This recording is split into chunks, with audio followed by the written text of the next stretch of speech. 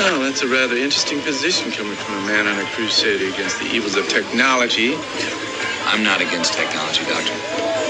I'm against the men who deify it at the expense of human truth. Armor of Truth. Live. In the age of technocracy, scientism, and pop atheism, faith is resistance.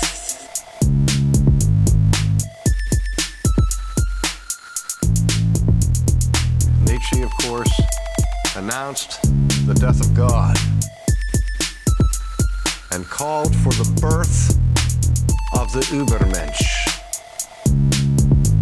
the Superman, who would take humanity to new heights and to create a new world order. Find us at the Armor of Truth YouTube channel and log on armoroftruth.net. Carl Teichert says in his book Game of Gods, humanity has three great desires. Number one, to be as God. Number two, to be masters of meaning and destiny. And number three, to build heaven on earth. These urges were seen in the fall, where knowledge was valued over grace, and then down through the ages in Cain, in Lamech, and on down to the plains of Shinar, where many believed the Garden of Eden once existed, but where a rebellious tribe of Noah's descendants settled and purposed to make a name for themselves with their technology. The 1927 Fritz Lang film Metropolis presents a dystopian future where society is starkly divided. A wealthy elite class lives in opulence and ease, while the masses have been reduced to cogs in a great machine that maintains the establishment. It's a cautionary tale depicting the inevitable horrors of pragmatic efficiency. That's when technology is treated as a means to an end, and mankind is treated as a resource to be managed. The monstrous Moloch machine serves as a powerful symbol of dehumanization as the workers are sacrificed to the system that they serve, echoing the biblical image of Moloch, an ancient deity to which the people sacrificed their children, representing the darkest aspects of idolatry and moral decay.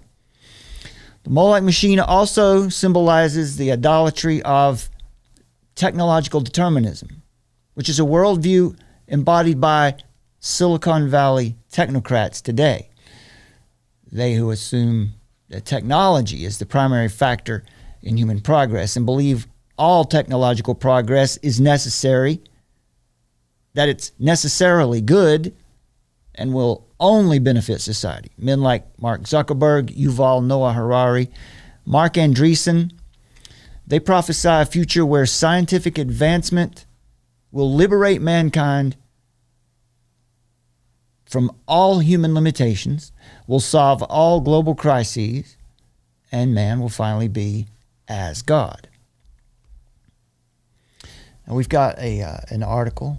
We'll show you here. We've got an article, a new article on our Substack, The Moloch Machine, Silicon Valley's Decentralized Death Cult. And there we've got a clip from the Moloch machine. Maybe I can manage playing that for you here. Perhaps. We'll see. Yeah, let's see what this looks like. This is a clip from Fritz Lang's 1927 film Metropolis, and this is the Moloch scene. I'm going to forward it up to 1 minute into the clip here.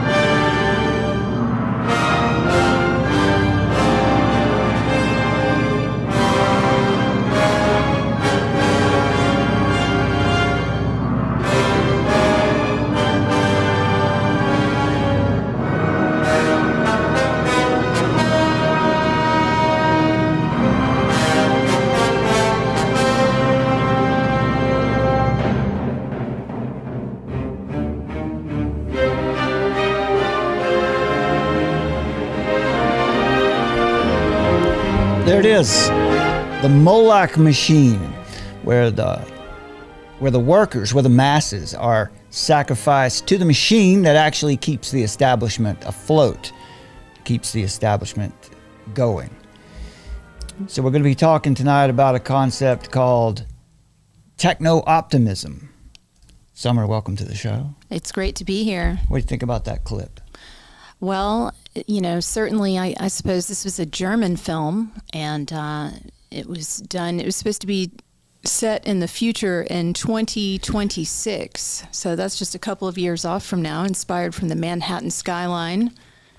And H.G. Wells said that he thought it was a little bit goofy, actually.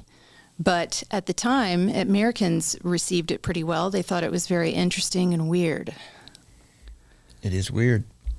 It is weird, but we watched at least the first part of it. Yeah, we watched more than half of it last night, and it is weird. Yeah, but it does make a good point about the split of society, and here's the message: if God's glory is the center of our life and our innovations, then technology is a great gift to us. But if we believe that technology is our savior, then we're lost and we're most to be pitied. And so that brings us to our first point tonight. By the way, make sure you check out the Armor of Truth Substack and our new article, The Moloch Machine, Silicon Valley's Decentralized Death Cult. And the point that we're making here in the article is the worship of technology. Techno-optimists say we drive technology to infinity, driving progress to infinity. We'll cover that some more in just a moment. And then in the article we talk about decentralization. That is the shape of tyranny to come. Everyone, libertarians, everyone in the truth movement is calling for decentralization. That's what we need, decentralized government. Well, what is that? What is that actually going to look like? Is that really the right answer? What is God's design for people, for us to live in the world? So check out the article, my friend. Now, the Techno-optimist Manifesto, the idea is to take information and drive it into infinity, driving progress into infinity. Got a couple clips here on... the world can seem bleak, meaningless, and... There's a little intro to techno-optimism. Check this out. The world can seem bleak, meaningless, and dark if you let it, but stick around and let me paint for you an idea worth living for, a vision of history that is optimistic and allows for the fear of death to be transcended. The fear of death. Okay, so what is techno-optimism? It's the belief that throughout history and now, the development of technology combined with the adaptive dynamic system that is a market has been the single greatest contributor to all of humanity's well-being. That's also the same sense that you have in futurism. It's the same outlook, that it will be our technology, it will be our progress that ultimately saves us. Technology drives the unit cost of everything down. Total sum of our vitality increases. So in large, as the sand gets packed down, we are able to create more with less. And in understanding this truth, the inverse is deadly. If we don't have technological growth as a society, we can expect to experience visceral pain. And by that, I mean death through war or famine. And no, this isn't some loony call for libertarianism, nor is it some self-funded campaign by billionaires to pay less in taxes, which is a complaint that many journalists have. But the truth is that the billionaires who fund those journalists are just in search of regulatory capture. This is a good point, because what we have here in techno-optimism is something more like a religion. Techno-optimists are the futurists of the 21st century, and they presuppose a universally accepted definition of well-being and progress. You hear them say this a lot. We believe that technological progress will bring well-being. But they don't define for us what well-being is. They don't define for us what progress is or what the common good is. But it all depends on more technology. They're aloof to the potential for technology to erode social cohesion, to undermine the true common good. They also fail to acknowledge the spiritual dimension of the spiritual elements of our existence, and they neglect the true source of human agency, dignity, and purpose. In fact, they believe that the true source of human agency, dignity, and purpose is technology, right? This is a type of efficiency that reduces humanity and the common good to material and utilitarian metrics. That's extremely dangerous. Silicon Valley technocrats promote and live out the tenets of a new religious movement, demonstrating a radical rejection of history and tradition. Their gospel is pragmatic efficiency, what Jaques Ellul called technique. The optimization and efficiency, the ensuring of outcomes. It's the total mechanization of life. Dietrich Bonhoeffer said of this worldview, the individual is understood only in terms of usefulness to the whole, and the community is understood only in terms of its use to an all-controlling institution, organization, or idea. So the overarching ethic here is maximization.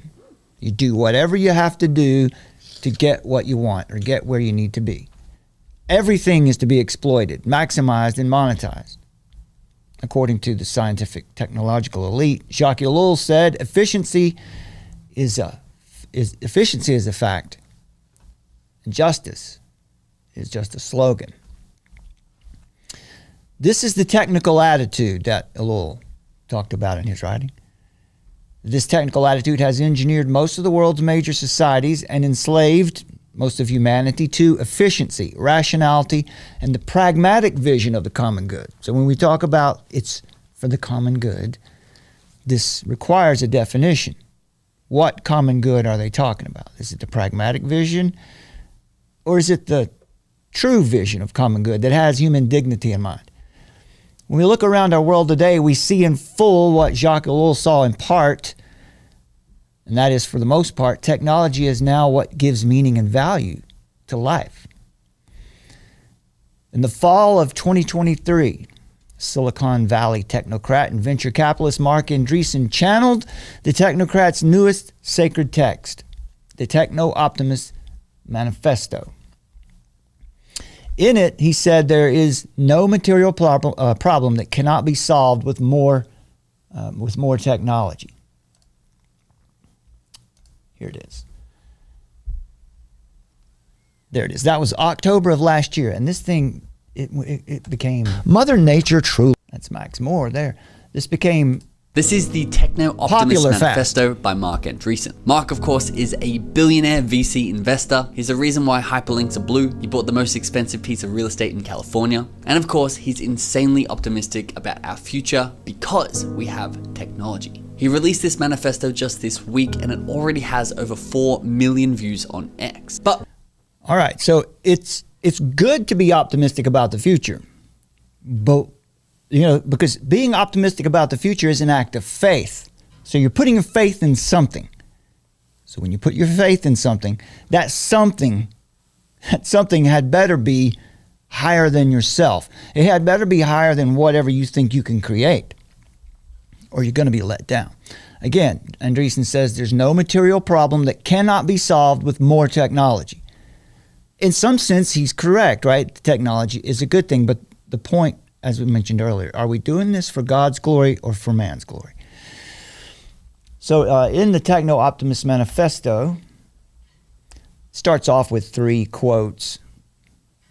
You live in a deranged, Walker Percy said, you live in a deranged age, more deranged than usual because despite great scientific and technological advances, man has not the faintest idea of who he is or what he's doing. And I would agree with that today because we are in an identity crisis. So let's see, right here, in the Techno-optimist Manifesto on down in here, he says this. He says, we believe we should place intelligence and energy in a positive feedback loop and drive them both to infinity. We believe in adventure, undertaking the hero's journey, rebelling against the status quo, mapping uncharted territory, conquering dragons, and bringing home the spoils for our community. He says, we believe in nature, but we also believe in overcoming nature. We are not primitives cowering in fear of the lightning bolt. We are the apex predator. The lightning works for us. So that's some interesting claims there. I've got a copy of it here. I was going to run through it, but I think in the interest of time, we might come back to this separately another time. But you can take note in what you hear from Andreessen that there's an urge to take dominion of the earth. But there's also an urge there to take dominion of humanity, because you have to have humanity's cooperation for all this to work. The urge to take dominion, but it is disordered ambition. Just as Eve sought wisdom through disobedience, disregarding God's design.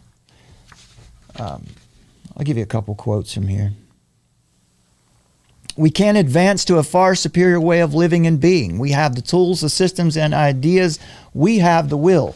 This will sound an awful lot like Max Moore's letter to Mother Nature, Amendments to the Human Constitution. He says there are only three sources of growth: population growth, natural resource utilization, and technology. What about ethical growth? What about spiritual growth? You see, when you ignore those, you ignore what gives mankind any true dignity at all. He says the only perpetual source of growth is technology. As people and capital are continuously free to do more important and valuable things, material well-being of the entire population will increase or will improve. Again, how do you define well-being? He would define it as more technology. That makes you happier, according to Mark Andreessen. And he says that as all this increases, people are free to do more important and valuable things. Some of that reminds me of what Tarnowski said, that when everyone has everything they need, we'll be free to contemplate our navels. That's right. To evolve our consciousness. That's the idea, that they want to create a situation, a circumstance in the world where everyone is free to do whatever they like, and they assume that when everyone has nothing but time on their hands, they'll contemplate spirituality. They'll contemplate their transcendence. Do we really think that's the case? But this is the limit of technological growth, right? If technology perfected life on earth, well, would we not have jobs? Would we not have work? Is work not good? Without spiritual, ethical truth, all of this is just a more sophisticated version of slavery, in my opinion. Because Jeremiah 17:9 tells us that you can't leave the heart to run free. He says, we believe there's no material problem, whether created by nature or by technology, that cannot be solved with more technology. We had a problem of starvation, so we invented the Green Revolution. A problem of darkness, so we invented electric light. A problem of cold, so we invented indoor heating. A problem of heat, so we invented air conditioning. A problem of isolation, so we invented the internet. A problem of pandemics, so we invented vaccines. A problem of poverty, so we invent technology to create abundance. To give us a real world problem, and we can invent technology that will solve it. How, though, do you solve the real world problem of human depravity? You want to solve everyone's problem so mankind has more time to do what he loves. You might want to watch out for that, because human beings love some depraved things. Apart from truth and glorifying God's ordered design, decentralization only creates a new faceless master. He talks a little bit about Adam Smith and markets. Adam Smith's theory was that self-interest is what actually runs markets. Self-interest is the power of growth. David Friedman points out, he says here in the Manifesto, that people only do things for other people for three reasons: love, money, or force. He says love doesn't scale, so the economy can only run on money or force. He says the force experiment has been run and found wanting, so let's stick with money. Again, there's no nod whatsoever to spiritual or ethical growth. He says, we believe the ultimate moral defense of markets is that they divert people who otherwise would raise armies and start religions into peacefully productive results. So technology will prevent war, and it will prevent people from creating religions, is the claim. We'll deal with that in a bit, but there is one comment here that I wanted to agree with. He says, we believe there's no conflict between capitalist profits and a social welfare system that protects the vulnerable. In fact, they are aligned. The production of markets creates the economic wealth that pays for everything else we want as a society. Agreed. Capitalism has shown to be the best economic system for the greatest well-being for all people. Again, it's not the system, it's the heart of the men who run the system. So here's a little clip from Max Moore's letter to Mother Nature, which is kind of interesting because it's more of the same. You hear echoes of Lucifer in Ezekiel 28, Isaiah 14. I get those transposed sometimes. Truly, we are grateful for what you have made of us. No doubt you did the best you could. However, with all due respect, we must say that you have, in many ways, done a poor job with the human constitution. Okay. You have made us vulnerable to disease and damage. You compel us to age and die just as we're beginning to attain wisdom. You held out on us by giving the sharpest senses to other animals. You gave us limited memory, poor impulse control, and tribalistic, xenophobic urges. And you forgot to give us the operating manual. Yeah, so there's a lot of whining and complaining there, isn't there? The speed of technological development outpaces our ability to apply ethical foundations by a huge factor. We advance much more slowly, ethically and spiritually, than we do technologically. It's not that we don't know what is right or wrong when new technology comes onto the scene. It's that we don't understand the full capabilities of this technology in the hands of many human beings. And now we have this new kind of technology never before seen that can come up with almost limitless iterations and ideas for which to use a particular technology that a person maybe would not have considered, definitely would not have considered. Who cares if it gets out of control?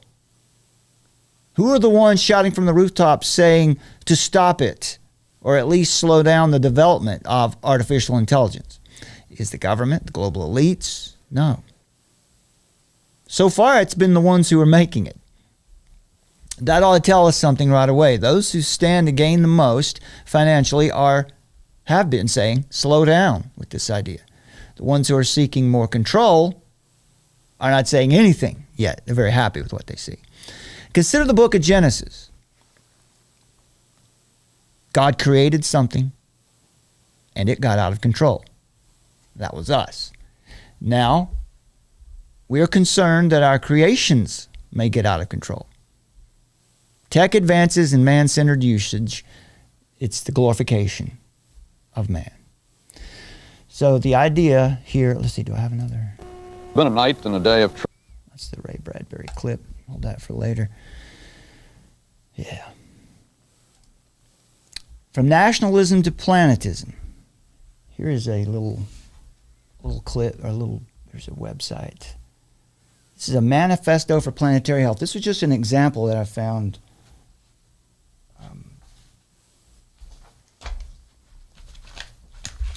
Looking for, there it is. I just did like a word study. You find the word collective used over and over. You find the word global and planetary used over and over. Well-being, sustainability, diversity, coexist, planetary health. Our goal is to create a movement for planetary health. They also say this requires nothing less than a global treaty. It's going to require a revolution. It says we need a new vision of cooperative and democratic action at all levels of society, and a new principle of planetism and well-being for every person on this earth. Again, there's well-being, but we don't know what they mean by well-being. We can assume they mean good health, people to be healthy, but we're not sure because they don't define for us what they mean by well-being. They never do. It's a universally assumed principle. They assume that everyone has the same idea of well-being, but they don't. They definitely do not.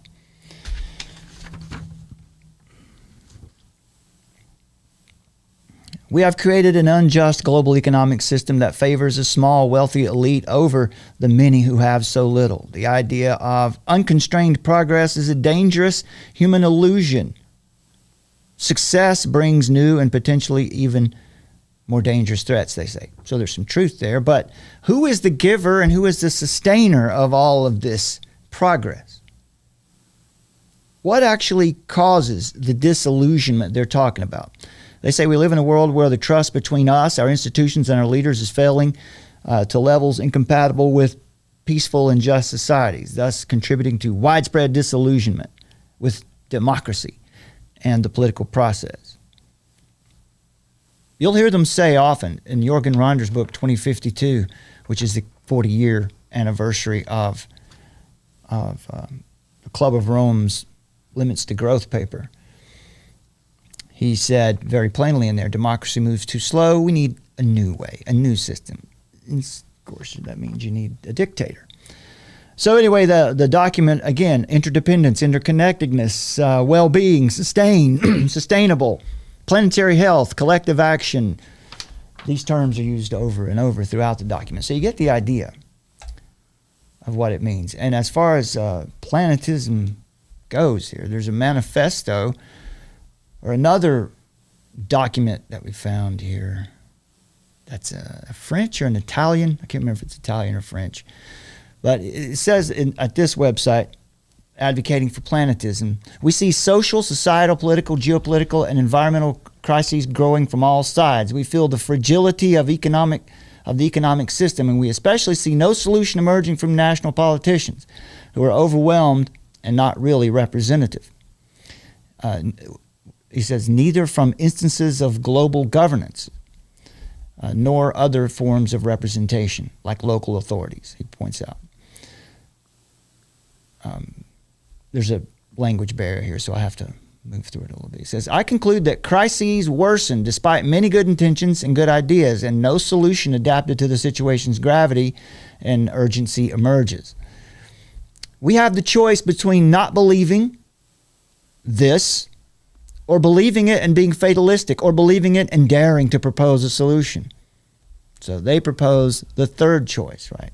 A solution. They're expressing some kind of solution.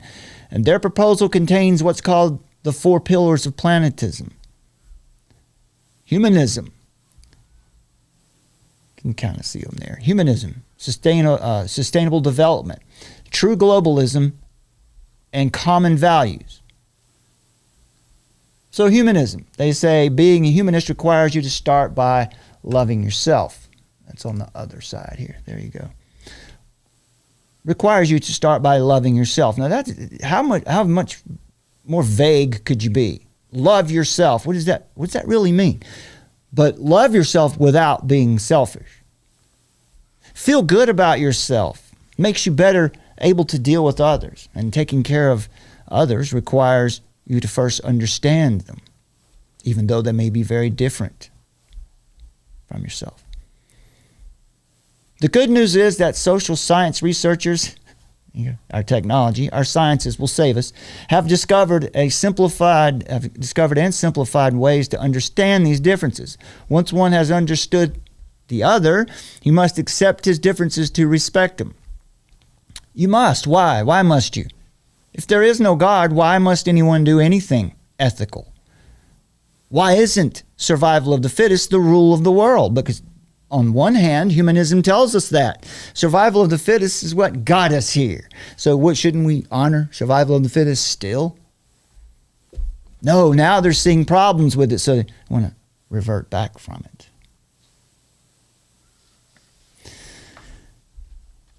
To become truly humanist, man must learn how to live with differences with each other. For example, learn to cooperate as a Christian, white, Western, materialistic person with a Muslim immigrant neighbor of color in the same community. Again, the difference in language causes some problems. But so, there's some generalizations here that Christian, white Western Christians are materialistic, and Muslims would be minorities. Many examples demonstrate that it is possible, and methods show how to do it. Methods show how to do it. Methods. Methods that come from who? From who? How do we develop this on a large scale? His idea is by clever leadership. But isn't that just the problem? Isn't that what got us in this trouble to start with? By being clever. That's exactly what Eve was being in the garden when she decided that she wanted to take the disobedient path to knowledge rather than God's grace. All right, that's clever. That's being clever. That's finding a way around the truth. He says, the spread and rise to power of humanism requires an immense effort of education.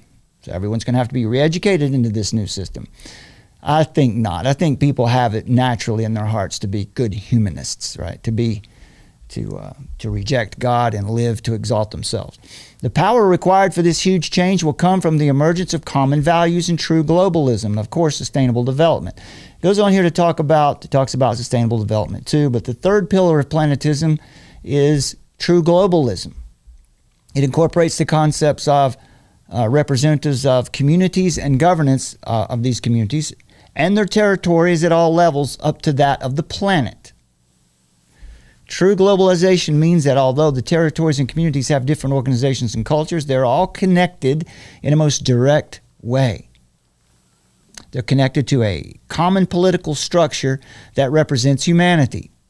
Again, how is this really any different than what we've seen? So the world has become inextricably integrated through globalization of the economy, traffic, communication, and environmental problems, and through technology too. He says, we have no alternative. We have to organize ourselves to live all together as one. And many people's representation systems and governance need to be revised at all levels. We either put in place a new and effective global political system, or the hellish life lived by some on earth will quickly spread to all of us. The elements, he points out, the step-by-step solution, an integrated network of communities and territories representing progressively all mankind. He promotes the idea of basic cells of 10 to 20 people maximum in a community, because that all the members know, they know each other very well, and they can facilitate mutual assistance. And then communities of maximum of 200 people living in a community, so that all members know at least the faces of each other and can facilitate mutual assistance. More representative democracy.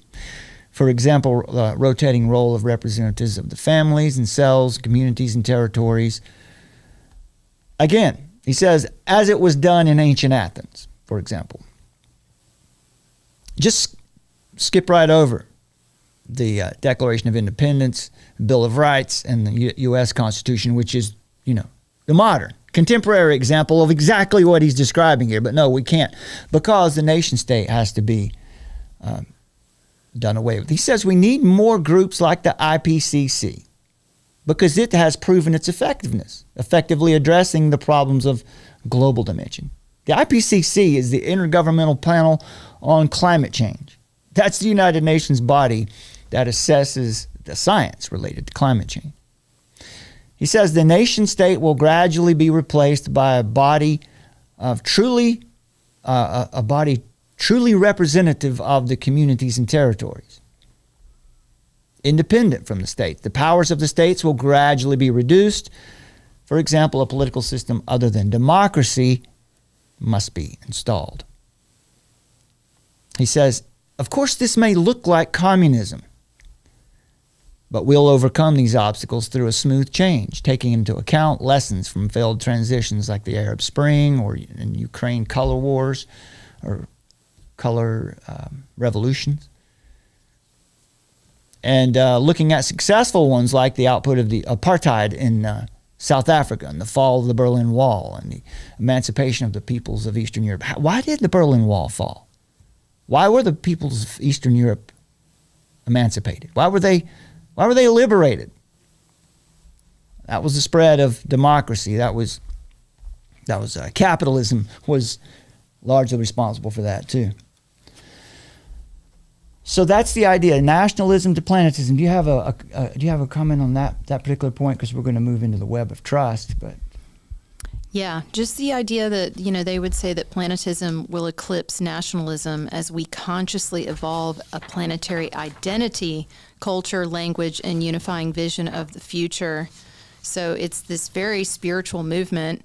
They evangelize this transformation. It's definitely within the wheelhouse of the techno-optimists. So again, just to sort of recap what you said, that techno-optimists and technocrats, they believe the current political and social economic system is doomed for failure. Okay, so problem, reaction, solution with that. They'll sit up there and they'll say 4 out of 5 people in the world believe the system is broken and not working anymore, while 2 out of 3 people, unfortunately, believe the future will be even worse, so that we're manifesting, to use their language, that we're bringing upon ourselves a dystopia, that if they redesign the world right now, it would look nothing like it does today. They believe that we should not dream short of reimagining the entire planetary system. And for them, the mission is the greatest opportunity of our lives, and what they believe is their reason for actually being born. So very spiritual movement, definitely looking at technology as being the savior. Yeah, definitely. There's no doubt these are religious movements. Very much so. Totally religious movements. Some of the criticisms, we've wrote down a few notes here on planetism. It's globalism. It's just a cooler word. We're all one. Yeah. Oneness. Translating the ideals of planetism into practical policies and actions faces a lot of challenges, including political resistance, economic constraints, and cultural differences. Critics argue that the emphasis on environmental sustainability might conflict with economic development goals in some other parts of the world, especially in developing countries where immediate human needs are pressing, right? That's the idea of the green movement ultimately will destroy developing nations. That's what the green economy is doing. That's what it will do if it's allowed to continue. The prioritization of planetary well-being over individual or national interests raises ethical and philosophical questions regarding rights, responsibilities, and justice, including debates over the distribution of resources and the trade-offs between environmental protection and human development. And you have to think about, the pragmatic efficiency, and what I learned about when I was still in corporate about the triple bottom line of people, planet, profits. And what that comes down to is controlling people, surveilling people, controlling the planet, animals and plant. And, profit, is it efficient? Does it make sense? Are we going to get something out of that? And the metrics of how they're going to control that, even up into the skies, right, with the space treaty. So the Artemis Accords, they want to have control of the skies. So this is a surveillance system. This is a track and trace mechanism that they're erecting around us, but they're trying to do it in a way that they're trying to sell it to us, right? So they've come up with all these clever ways and think tanks to try to pitch it to people, and a lot of people are buying it, actually. Yeah, especially progressives, those who call themselves. And we're going to show you some of those people tonight. All right, so how does all this work? Now we're getting down to the meat. This is where the rubber hits the road on this deal, because how do you make decentralization work? Globalization is decentralization. That's the idea. And the assumption is that, of course, the nation state must go. We'll give a defense for the nation state in just a bit, because it is the best way. There's just no question around it. But how do they make this work? And the web of trust is a new thing. How does it go? We're going to move. We're moving from nationalism to planetism, and from rule of law to web of trust. There, yeah. So the web of trust functions, it will have to function on blockchain.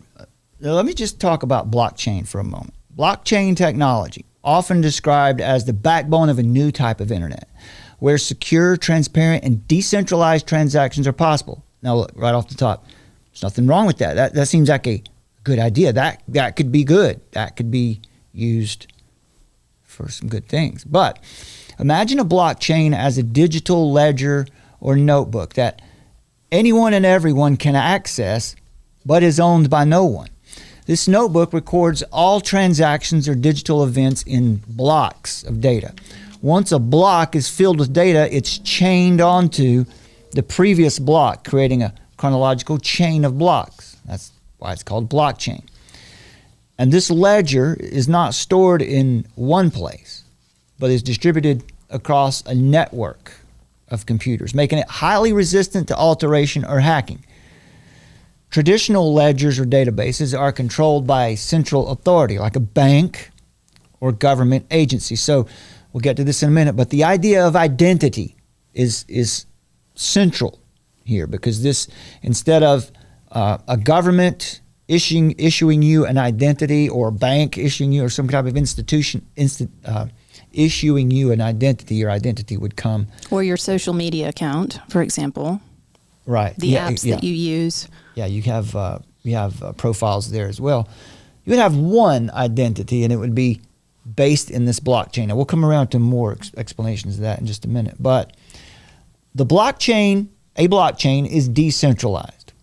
All right. This means that it runs on a network of many computers called nodes. No single entity controls the entire blockchain, making the data recorded on it highly secure and transparent.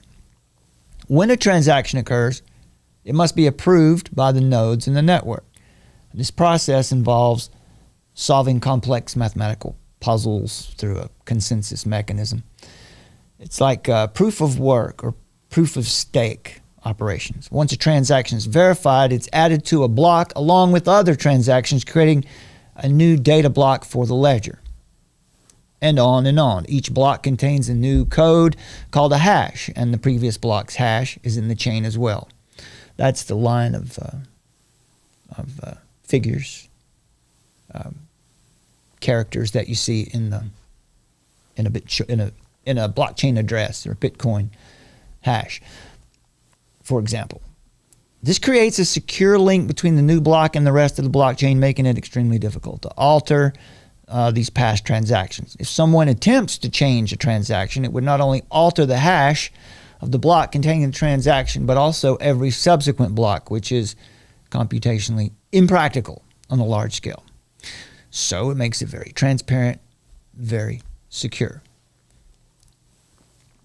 A way to record and transfer data without a central authority. These are good ideas. It makes it possible to create self-executing smart contracts with the terms of the agreement written into the code, so it can't be altered. It's always there for retrieval. Specific actions can be automated without a middleman when predefined conditions are met. Now, blockchain is best known for its role in cryptocurrencies like Bitcoin. Here's where we run into trouble. People believe that Bitcoin is the answer. That's the solution, right? Because it's decentralized. But just like the dollar, just like any other currency out there today, Bitcoins are fiat.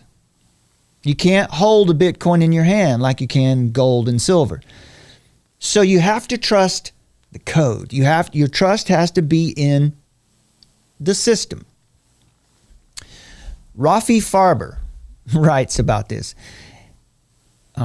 Bitcoin, or the Bitcoin specifically. He says, it's an ingenious code to an ingenious decentralized safe. The most secure, advanced, decentralized proof of work safe ever created. But that doesn't change the fact that the safe is empty. There's actually nothing in it. It's data. Right? It's a code to a safe that leads to another empty safe, that leads to another empty safe, and so on and so on.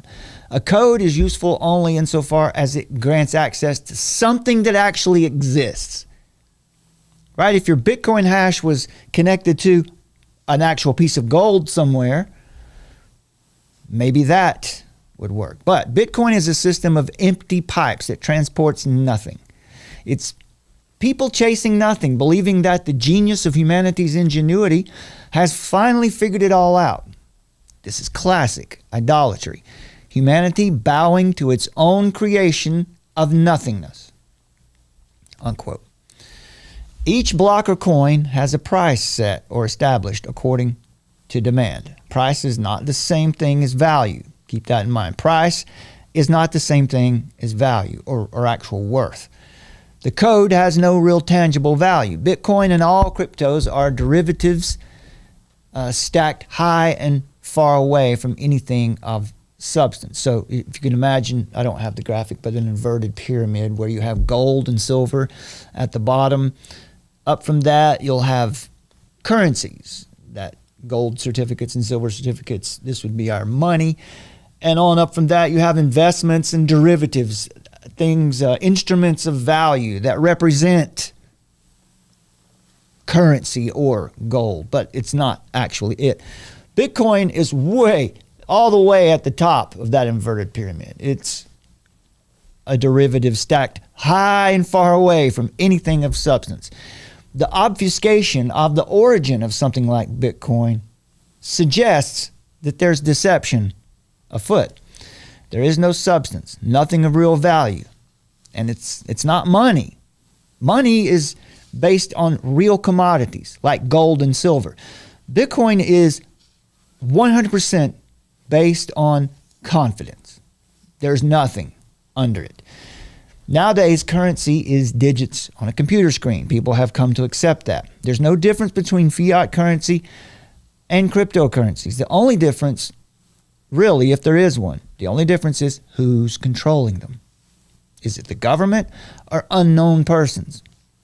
Someone or some group will always be controlling them by controlling access to them. So, cryptocurrencies are Ponzi schemes with no underlying reality. That doesn't mean there's no usefulness or value in it right now. You just have to be very careful and never put more in than you're willing to lose. But new buyers are always needed to pay the early adopters. This is the pyramid scheme. They may have some utility for the moment, as I just said, but they're not grounded in anything of substance or real value. You must always remember that. Blockchain technology can also be used, for example, to provide these transparent tracking of goods and materials. It can be used to ensure authenticity, can reduce fraud in supply chain management. Voting systems can be made secure and transparent. Healthcare records could be held on the blockchain, giving patients more control over their data and making records instantly accessible to authorized providers. But futurists and technocrats are determined to move the world out of nationalism and into planetism using new models of blockchain technology to establish these decentralized identities and decentralized government. In fact, one of the claims is that, right, Summer, that self-sovereign identity will emerge out of... That's right. What was it? How'd it go? I don't remember. Self-sovereign identity will emerge out of the web of trust, out of the death of the nation state or something. Right, right. And out of blockchain, so out of networks of trust, so we in need other words. We need to talk about two things that will occur on the blockchain now. One of those will be self-sovereign identity. That's this idea that we'll get into now. And then gamification. Correct. So I can talk a little bit about all right. The concept of self-sovereign identity was coined in 2017 by entrepreneur Christopher Allen. So Christopher Allen says that at the heart of self-sovereign identity architecture is an identifier and the ability to make claims. So a little bit about... verified claims. Yeah, verified claims. So Christopher Allen is a world-renowned authority on decentralized digital trust and identity management. He is a digital civil liberty and human rights privacy advisor. He is an entrepreneur and technologist who specializes in internet and blockchain security and digital identity. He is recognized as one of the top 100 influencers in identity, so identity as an industry, and provides strategic advice to governments worldwide. He was part of the team that led the very first UN Summit on Digital Identity and Human Rights, so ID 2020 back in 2016. Not a shocker there. There he presented the term self-sovereign identity and as a name for a new manifesto. So he gave 10 foundational principles about how this would work. So also Blockchain Commons, LLC, was founded by him in 2019 as a nonprofit entity focused on the creation of open and secure, compassionate digital infrastructure. The object is to put users and their human dignity first and to support and encourage their own safe and responsible management of digital assets. So all of this would be fine and well if that's actually what ends up happening. You think about one thing that he's been involved in is what is known as rebooting the web of trust. So the original web of trust actually dates back 33 years ago, so back to 1991. And that concept was first put forward by Phil Zimmerman. But think of Christopher Allen as a technologist who is being used to normalize tech in a non-threatening way. So rebooting the web of trust was written and published. It's been utilized to write and publish over 50 white papers about decentralized identity. So think of these white papers, if you will, as sales pitches or PR campaigns to push blockchain technology that many people are rightfully concerned about. So they're trying to put a positive spin on it. They're putting a lot of studies out there, right? A lot of scientific studies and papers and putting this information out there to say, this is how this technology can be a positive for everybody. But realize that when they say decentralized, of course, what they really mean is centralized at the end of the day. I mean, we're not going to be fooled here. When they say self-sovereign identity, what they really mean is totally centralized control over your every move, right? Surveillance of your emotions and your actions through collective stewardship, and that's something that we're going to break down is what is collective stewardship. They have some lingo, some jargon that is necessary to learn. So this idea that we're going to govern ourselves, we're going to tattle-tell on our neighbor, we're going to snitch, we're going to rate one another through this web of trust. So they want to move us into that, and that also has to do with the gamification, right? So Brad brought up the idea of gamification. What does that look like? It's incentivizing you to basically behave in the way that they want you to behave. And we're going to go through that with an example of that they've given us as well on how that would look, how that would work in real time. But you have to think of this as, again, when the term self-sovereign identity was created by design workshops with Christopher Allen, these workshops, you have to think of them actually as think tanks. So the term decentralized identifiers, DIDs, drew heavily from the workshops of rebooting the web. When they say workshops, think of think tanks. And the United Nations hosts think tank meetings around the world every year to bring together experts in various fields. So this is just one of those projects, right? And we're not surprised at all. We're not surprised that the road leads back to the United Nations and think tanks and trying to get people on board, putting a lot of fluff, a lot of great language, a lot of spiritual elements to get people on board with this movement. But what it's ultimately going to do, it aims to take rule of law and move it into the web of trust. And this web of trust will exist on the blockchain. Now, whether that's possible or not, well, we don't know yet, but they believe that it is. So, should we do a breakdown of gamification? Sure. All right. There's also a clip here of Christopher Yeah, Allen talking I have. about. So, do you want me to talk a little bit about the up game? Well, I'll introduce the idea of gamification, then we'll get to the up game. All right. So, Buckminster Fuller was a 20th century architect, systems theorist. He was an author, designer, inventor. He's a polymath, really. He knew lots about everything. But he's known for his comprehensive perspective on the world's problems, how to solve big problems, and his efforts to design solutions that benefit humanity at large. Again, we're operating as Christians under the truth. And the truth is that our innovations must be done in worship or in glorifying and magnifying the name of God, or it's going to run off the rails. Look around the world. So much technology today, so much progress, but are people happier? The lifestyles, what do you call it? Lifestyle? You call it the something of living. I just can't. Brain's empty. I'm not sure what you're referring back to. Our lifestyles are better. Standard of living is the term I'm looking for. There you go. Yeah. Our standard of living has become better, higher over the years.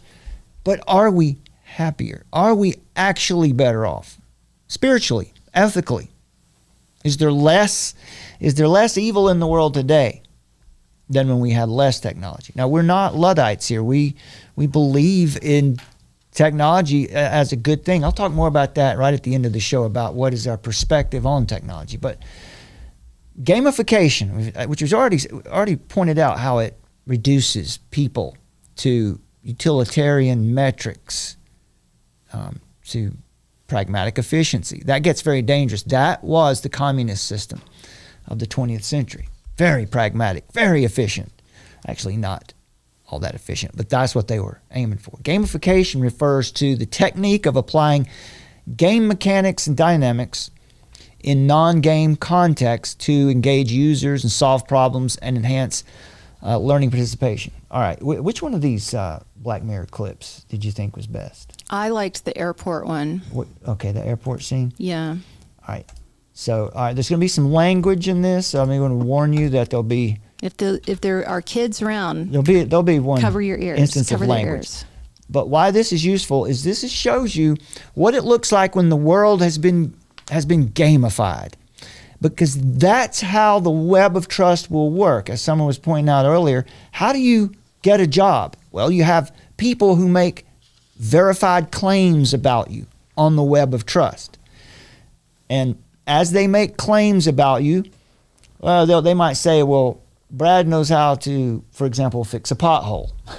Right. I can fix a pothole. So a lot of people say Brad knows how to fix a pothole. So when they have a pothole in their neighborhood, in that community anyway, that I would be the one they might contact to fix that pothole. For example, we'll come back to that example again in a minute. But you're also being evaluated constantly by your peers. Verified claims. That's where the claims come from, are your peers. Keep in mind, there is always someone, some entity, person, or group of people who will be in charge of who has access to the blockchain. Now, I know people will disagree with that. Proponents of it will disagree with that. But honestly, are we going to sit here and say that we're going to have a truly decentralized internet? It's never going to happen, because the thing about authoritarian regimes is that the truth must be very tightly controlled. And so you can't have something like that. Here's an example of what it looks like when your society is gamified, when everyone rates everyone else. I am wonderful. I am so sorry. That flight is canceled. No. Customer incident at the other end. What? So when is the next flight? Yeah, they're all kind of full. I booked this weeks ago. It's my best friend's wedding. I'm sorry. I have to get there. I have to. Okay, let's see what we can do. Oh, thank you.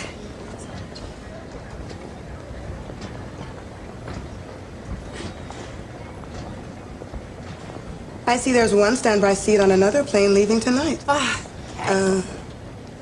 That's reserved for members of our prime flight program. You got to be a 4.2 or over to qualify. Oh, I'm Okay, so the 4.2 there is referring to her score. That's her score. I don't remember what they call the score in the show to you, but it's her social credit score. It's her social credit rating. Yeah. Yeah, and her likability, so 5 stars being the highest. So she's got a pretty high score right now. She's got a 4.2. Yeah. But watch what happens really quickly. Yeah.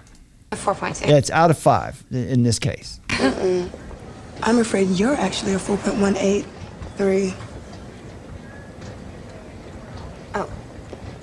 Well, that's not my fault. Some woman dinged me down in the cab drive. Can't you just... I'm sorry, it won't let me book it without the correct ranking. But it's so close. But There's see, just nothing I can do. Christ, I mean, surely. I'm gonna have to ask you to moderate your language then. Sorry, it's just... I'm maid of honor. I cannot miss this wedding. And I am so sorry about that. Can you call the supervisor? I cannot do that. Can you just call the supervisor? I cannot do that. Call the fucking supervisor. Okay, that's profanity. We're zero tolerance on profanity. I'm sorry, it's just... Yeah, I have to serve the next customer. No. Step away, ma'am. God, just fucking help me! and everybody rates her. I've called security. Oh, no, please don't do that. I'm a 5-starring you. 5 stars? What's the issue here, Hannah? Intimidation and profanity. Oh, no, I was not intimidating. Don't speak, ma'am. I was just trying to... Okay, so, in order to restore calm, I'm invoking my authority as airport security to dock you 1 full ranking point as a punitive measure. This is a temporary measure. No! The score reverts to normal in 24 hours. No, but I During need this it probationary now. Period, all downvotes are subject to a ×2 multiplier. ×2? We recommend you avoid negative feedback at this time. I'm on double damage? Please, remove yourself from the airport immediately. So she's on double damage. Right, and they just for, they haven't, when she walked up it was 4.2, but then they conveniently somehow came up with a metric that said, okay, you're not even qualifying for a 4.2. That's because the lady behind her was getting irked with her. Right. So everything that you do will be ranked based on who's around you. Okay, well, due to your... All right, so this is the idea. This is one idea behind shop. The next one is an gamification. Buckminster Fuller's, again, he was known for trying to address these global issues. The principle of gamification leverages the human predisposition for play and ranking and things like this for competition. Really, this is about competition. And it aims to transform mundane tasks or educational content into engaging experiences or things that people just naturally want to do, right? You're in traffic and someone cuts you off. You naturally want to say something to them. Well, now you can on your social credit device, on your gamified web of trust. This concept finds resonance. Again, you can always see the image of God at work in people, and you can see it when it's corrupted, right? This you can see here because people want other people to behave well. You see this in the Christian practice of parables and storytelling, a method Jesus frequently used to convey complex spiritual truths through relatable narratives. By applying gamification strategies within this education and outreach, you could enhance engagement, foster deeper understanding of principles, encourage practical applications in daily life, or if you again, the technology has to be informed by transcendent standard that doesn't change from week to week, or if it's just based on human beings' idea of what is good and bad and right and wrong, of course we run into problems. But let's see, I didn't have, that's about all I've got on gamification, just the idea that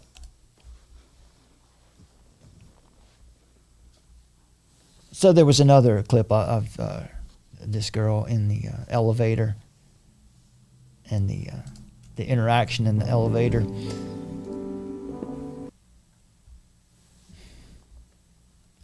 a second. I'll grab shape that one too. of an egalitarian.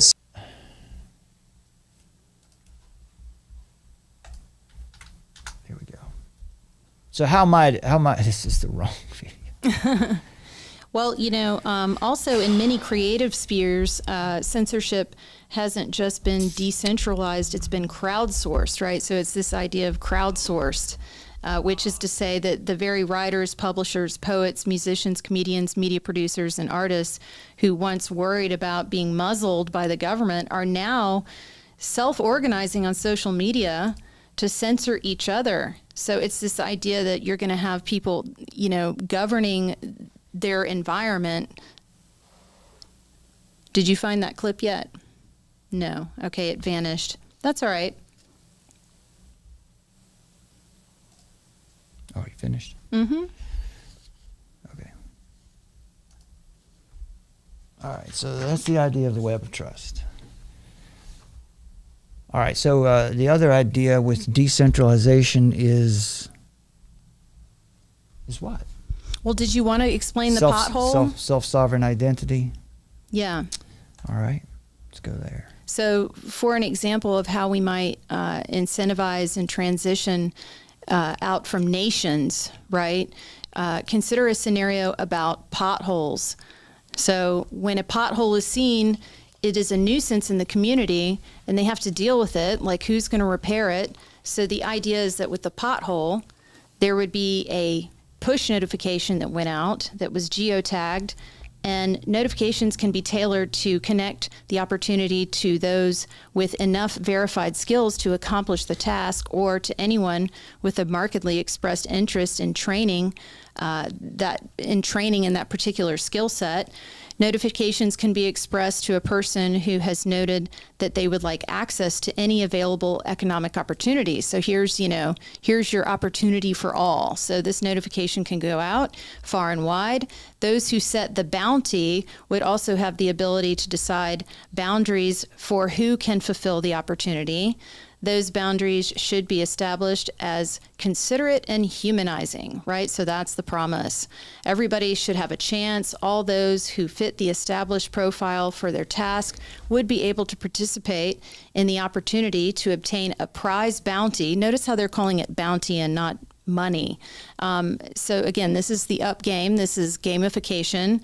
So this is giving people, the opportunity to fulfill the task of filling the pothole. So accepting the opportunity to fill the pothole would provide the participant with instant digital credits to obtain the necessary materials to complete the job. So you'll get credits to go buy the stuff to do the job. And you'll also get step-by-step instructions for how to accomplish the work.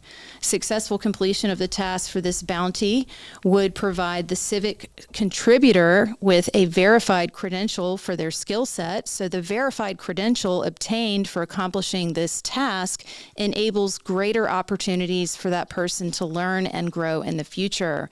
Remember, the opportunities like these represent a transition phase and will inevitably be replaced with automation like robotic labor and AI.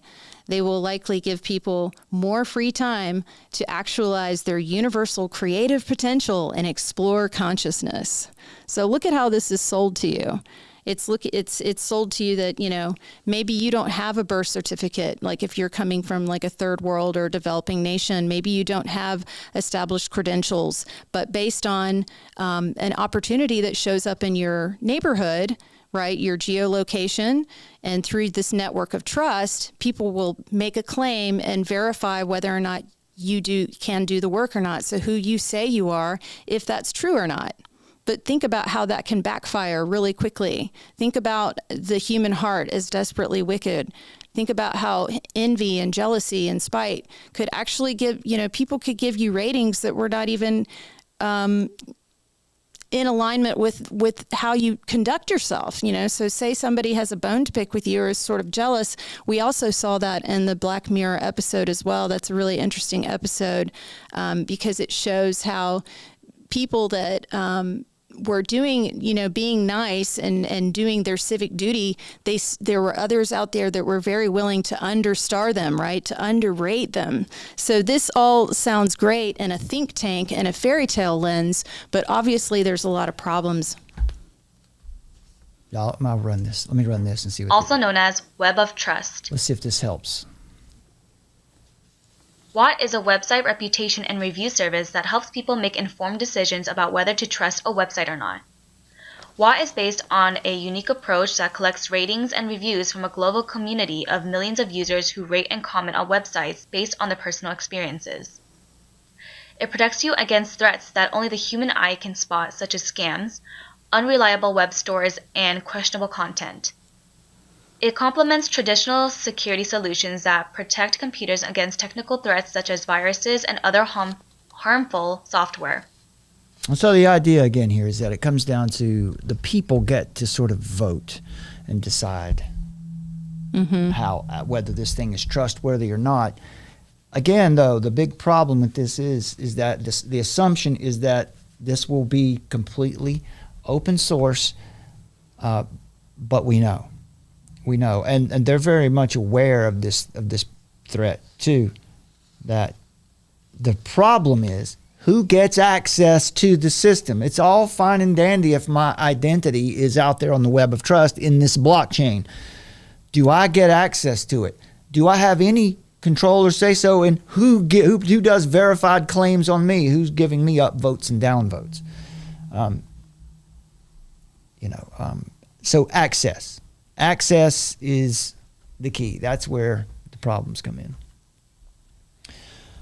All right, so the self-sovereign identity, did we define it yet? There is no single definition of it, but it's Chris Allen has written here, self-sovereign identity is the next step beyond user-centric identity. Did you cover this already? Yeah. Okay.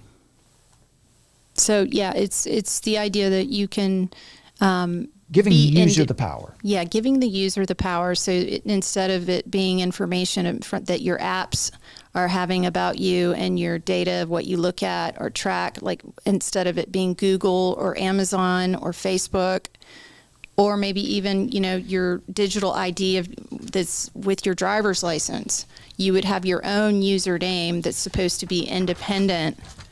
And it's this idea that you become a global citizen, really. Did you do the 10 points, those 10 guiding principles? No, not yet. An identity system must balance transparency, fairness, and support of the commons with protection for the individual. So there's these guiding principles. One says, number one is existence. Users must have an independent existence. Number two is control. Users must be able to to control their identities. Number three is access. Users must have access to their own data. Access is one of the most prominent commodities in our world today. Like access, you have to pay for access to things. Or earn access. Access is not just something that's given out to the people today. So again, access is where it's all. If it breaks down, that's where it's going to break down first. Is in access to the system. Who's going to limit it? Right? How long is it going to be open to the public, where anyone can go in and make verified claims? That'll stop the instant that someone gets a group of bots together or gets a group of people together to start going in and what we call flaming or flooding a particular person or group. Right? You can still cancel somebody. Transparency. Systems and algorithms must be transparent. Persistence. The identities must be long-lived, preferably forever, or as long as the user wishes, they say. It must be portable. Interoperable, you should be able to use it in as many places as possible. And consent, users must agree to the use of their identity in some way. And protection, the rights must be protected. But then again, where are those rights enumerated? What are those rights, and how did we arrive at what those rights are? Okay.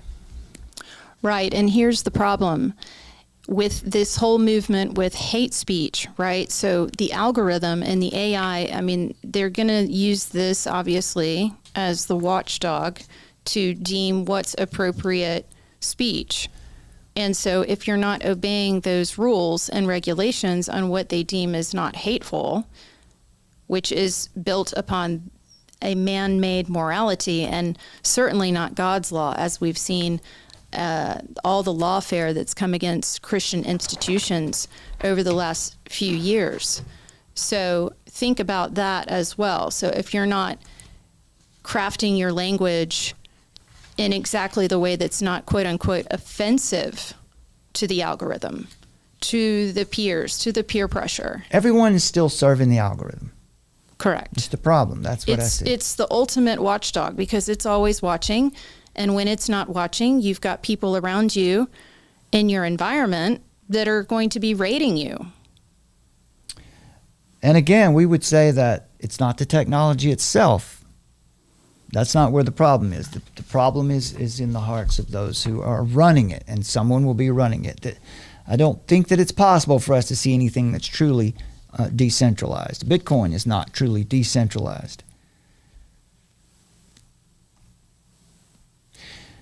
So they say also that the nation state is becoming irrelevant. Strategy is to make governments look irrelevant, like they did with making the monarchy look irrelevant. And the nation state is approaching irrelevancy. Now that's the mantra that that's the problem reaction solution, is that we're in the dark ages. They'll actually say we're in the dark ages. The nation state is irrelevant. The monarchy is irrelevant. We must move into a new system. We must become Gaians. Yeah. We must be moving into a planetism. Now that's where we said earlier that the Silicon Valley technocrats are certainly, what they're doing is an ideology, but it's not spiritual. It's very religious, but it's not spiritual. But this group here, Lucian Tarnowski, I think we probably get deeper into what he and his group and Tony Casserly have been doing. Probably get into that later. But these are some of their mantras. We are limitless Gaians. You want to explain the up game? Now, the up game would be an example of what Lucian Tarnowski and incentivizing people. Yeah, and people such as himself are advocating for, to take us into this new age of, enlightenment where we're decentralized. In fact, you can see now there is a spiritual component to it, right? We're limitless Gaians. Gaia being the idea, this is the Greek term for the earth. So you're given the personifying the earth, worshiping the earth. We belong to the earth, they would say. We're limitless Gaians. What's the other point here? Well, it's creepy too, because in one of Lucian Tarnowski's TED Talks that he gave the quote back in 1977. President Jimmy Carter wrote a love letter to life beyond Earth aboard the space probe Voyager 1 with an infamous golden record. In the letter, he wrote, "We human beings are still divided into nation states, but those nations are rapidly becoming one global civilization. We are attempting to survive our time so that we may live into yours. We hope someday, having solved the problems we face, to join a community of galactic civilizations." So that coming from President Jimmy Carter back in 1977. And we know that was actually a presidency, too, that was really remarkable in the sense that the executive office was really given over to a layer of globalism like we had never seen before. Yeah, a lot of people say that Jimmy Carter was placed into that position just for that purpose. Mm-hmm. That the Democratic Party has been used for that a lot over the years. So you can see there's definitely a spiritual movement. You can see in this graphic that some are put together here in the background there. That is that gold plate record that went up with Voyager. I think it was Voyager. went out to the ends of the solar system with this message on it. Now, the message that Summer just read was the message from Jimmy Carter that was left on this record as well. So again, long time coming. It's been a long time coming. Yeah, and the idea that there are alien civilizations out there too. This is indicative of a broken mind that our culture seems to be. The false light. Yeah. All right. What is the up game? Let's talk about that. We could save the up game for later. Okay. And get into that because we want to listen to Tarnowski's TED Talk when we do that. Yeah. So we'll do Tarnowski's TED Talk and Toni Cashley, her 10 points on a separate show. We want to come back to this over and over. And in fact, this would be our Moloch Machine would be a regular series where we try to cover for you the advancement of this decentralized system. And so we'll come back to that because I think now I'll finish up with, I'll just do a defense of the nation state and then we'll talk. That way we'll have plenty of time to talk about Tarnowski. Okay. Which is one of Summer's. Sounds good. It's one of Summer's favorite characters right there. One of your favorite characters. Summer's favorite character right there. It's we pray for his salvation. Yeah, I think he's a good guy, but very misdirected. A lot of people wouldn't agree with that, but he's actually he's one of the bloodlines related to the Astor family and to Catherine the Great. Yeah. So he's interesting. He's playing his role. I appreciate what he's trying to do. It's the Antichrist spirit, though. But he is definitely. So you can't appreciate it. Yeah. I mean, in God's sovereignty and in God's plan, of course. I guess the reason I say that is because when you see the image of God in someone, it is encouraging. But then you see that it's been so corrupted in them. But so let me just talk for a minute about right here is the nation state approaching irrelevancy. Yeah, because there's so much to get into with Tarnowski, and I think we should probably hold it. The convergence of artificial intelligence, blockchain, and virtual reality has engendered a society that's increasingly comfortable with digital identities. And jump in if you've got a point here. This is because I'm going to be wrapping up this idea of the web of trust and gamification here too. Yeah. And so we've been relegated. This process has relegated the physical and spiritual aspects of our existence really to secondary concerns.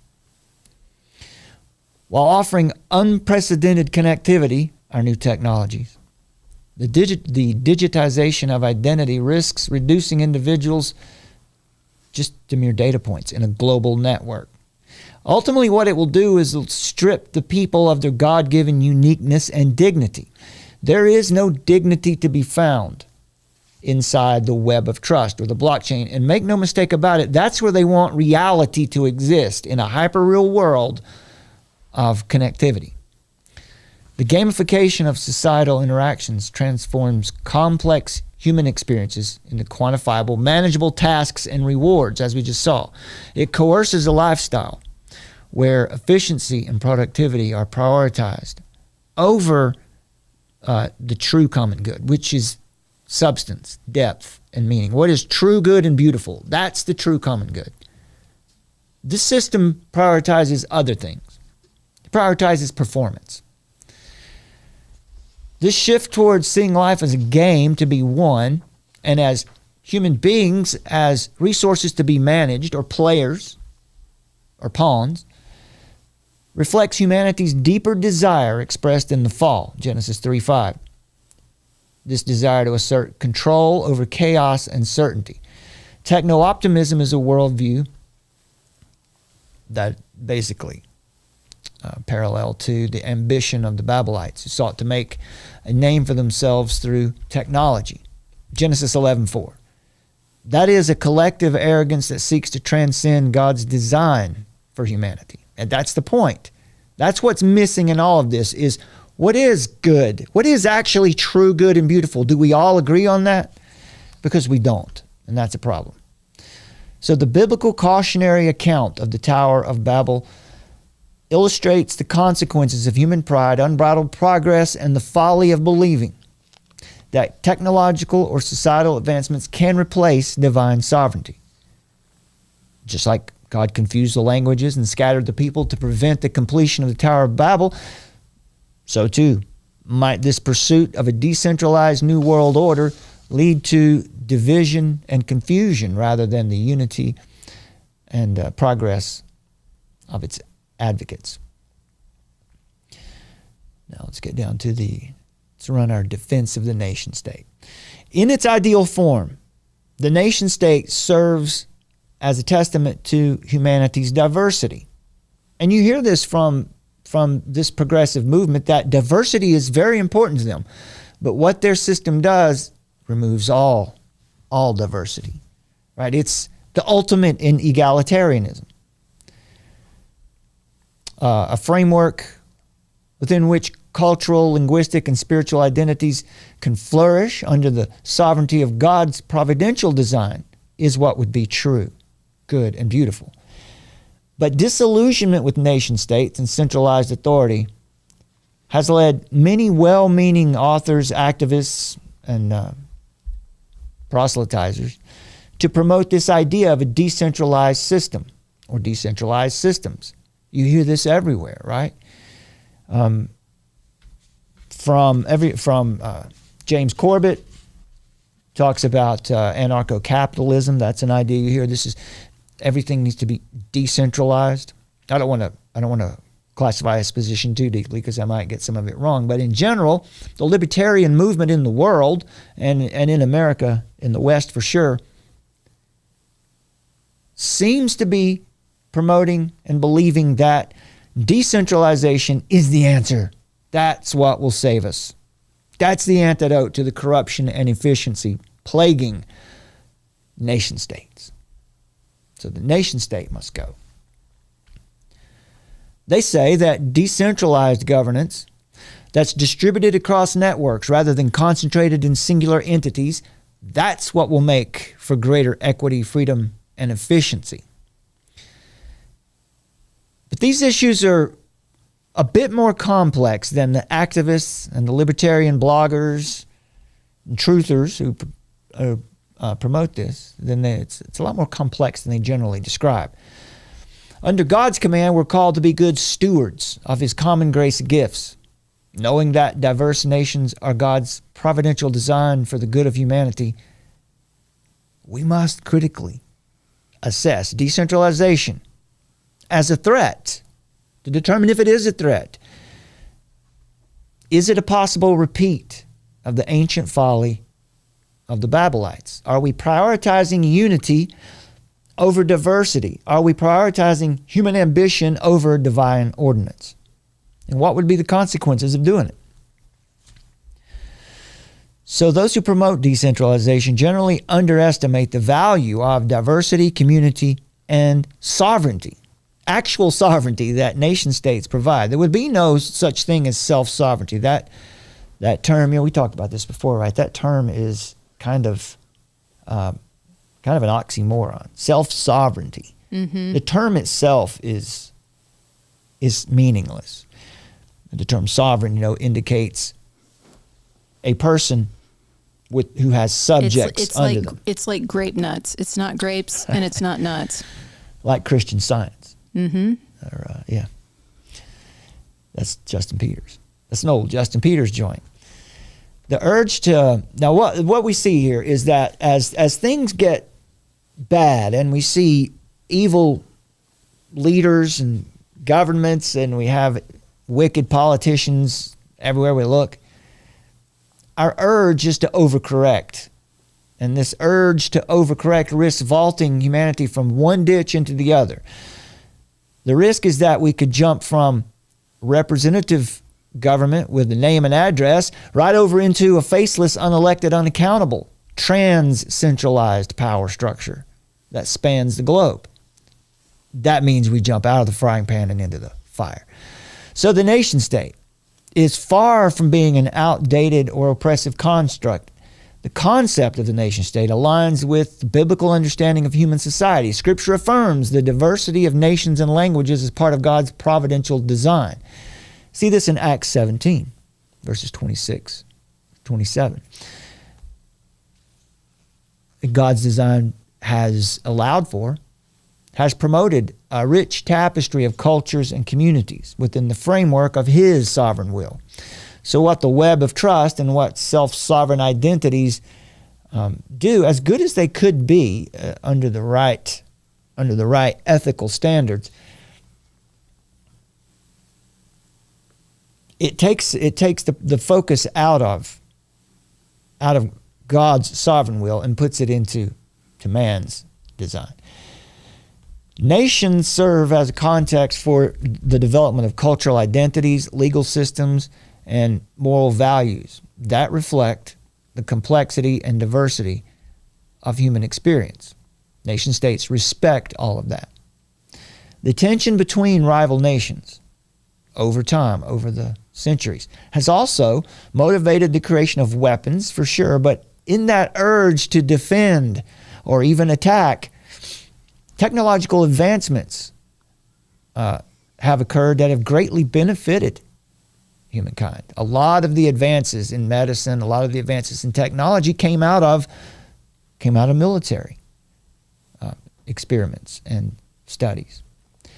Philosophically, the nation state embodies the principles of subsidiarity and sovereignty, ensuring that governance remains close to the people that it actually serves, and respects the unique traditions and values of different communities. Lex Rex.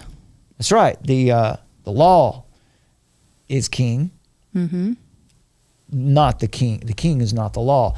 This would be an example of the other way around. The Rex Lex, the king is the law. This is a concept that Samuel Rutherford wrote about some 500 years ago, and the idea being that the king is not autonomous. The king is answerable to God. The king is answerable to God. That was the point, and that was something that the king back then couldn't wiggle out of, because. And that's the big problem with AI is the watchdog, because they're writing out, like, God's law is out. The Ten Commandments are out. There will be a new 10 Commandments. Then the AI will be the law. It'll be correct. We need a Latin term for AI. From rule of law to web of trust, aka ministry of truth. Yeah. Yeah, so this idea in God's providential design for nation states, that encourages stewardship of local resources and accountability to our neighbors in a true sense, not in the sense that we're scoring each other, because that'll never work out well. Our hearts are too fallen for that. But decentralization discounts and dilutes these protective and corrective traditions of community and accountability, placing control not in the hands of the people, but in the systems that coordinate life. Now, this is hardly decentralized at all. As history has shown, there is always a devil lurking in the details. And in this sense, there's always a dictator lurking in the code. It could be a human being. It could be artificial intelligence of some form itself. Because what you find out quickly when you start researching artificial intelligence is that the people who have created it and are honing it don't even really know how it works. They don't even know why it is able to do some of the things it does. The biblical narrative teaches us that progress toward that which is true, good, and beautiful does not come from erasing boundaries that define us, but embracing them with, did I say that backwards? I think I did. Let me say that again. The biblical narrative teaches us that progress toward that which is true, good, and beautiful doesn't come from erasing the boundaries that define us, but from embracing them within the context of the higher order design and purpose established by God, which has also been given to us infallibly. Yes, and it's what we spoke about in the last show about renew your mind. Right. Study the scriptures. That's right. That's what exactly has right. God's word said? We're not trying to reinvent the wheel here and go off the track into the abyss. That's a great point, because the thing here that we need to think about, you might be out there thinking, well, what's your answer? Well, our answer is this. Let's not seek to try to build some new global system where everyone's going to be perfectly equal. Let's renew our minds so that we can show and prove what is a good and acceptable and perfect will of God. That would be the answer. So with all that said, the call for humanity is not to dissolve the nation state in pursuit of some borderless digital identity. The call is for us to reaffirm and celebrate this rich tapestry of national identities as a gift from God. It's self-evident that nation states are not immune from corruption. We have to say that. Here's the disclaimer, right? Conservative estimates in the 20th century are that communist regimes were directly responsible for over 100 million deaths. People say that's what nation states cause. Well, dictators in the Soviet Union, China, Cambodia, North Korea, Africa, Eastern Europe, they murdered their own citizens through executions, man-made famines, labor camps, forced relocations, and forced collectivism. However, the source of corruption here, folks, is not the system. It's the heart of the people running it. Mao Zedong didn't brutally dispatch 45 million of his own people because he was a communist, just like Stalin and Pol Pot and the rest of them.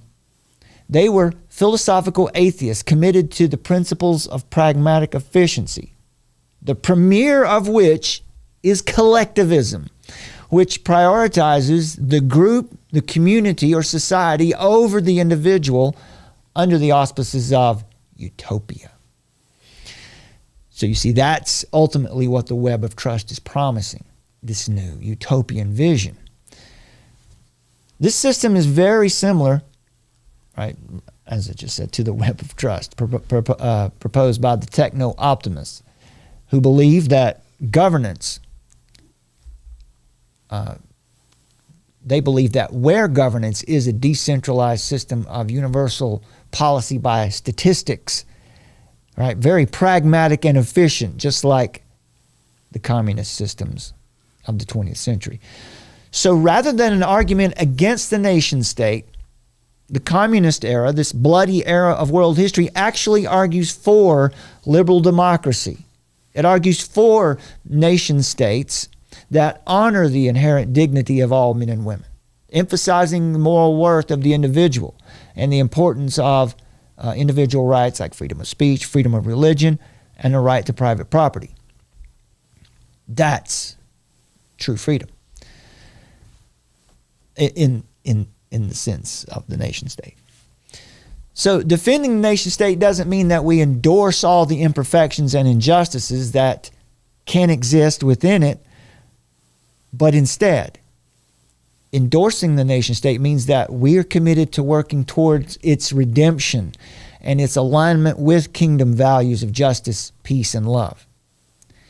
All of these are common grace gifts that God, common grace gifts of God that all people can enjoy when God's design is honored.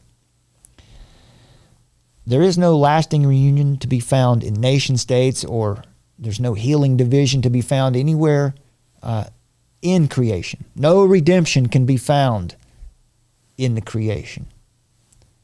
But the creation does testify generally of the Creator, and that testimony leads a person to the Word, in which the Holy Spirit has explicitly testified that the root of our division is sin, not the nation state.